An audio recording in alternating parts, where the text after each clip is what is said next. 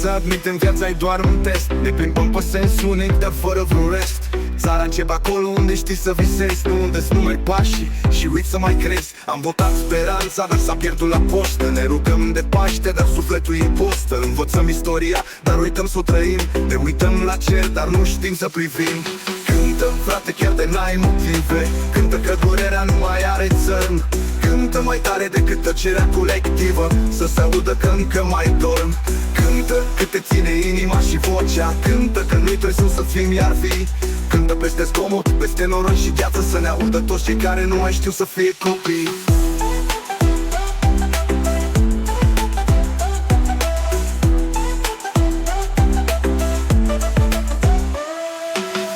Să admitem, nu știm să iertăm. Ne certăm la masă, dar tot ne rugăm. Avem mii de păreri și un singur ecou.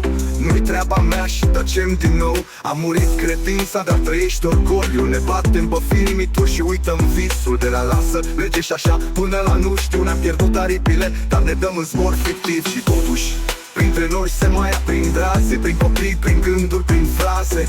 Poate viața e o glumă, dar una serioasă, și nea doar râsul ne mai scoate din casă. Cântă, frate, cât mai poți că te aud. Cântă, chiar dacă nu te ascultă mulțimea. Cântă mai tare decât frica de azi. Cântă, și o să cânte și liniștea. Cântă că doar așa mai creștem. Cântă că doar așa trăim. Cântă că doar prin vocea noastră mai învățăm să fim.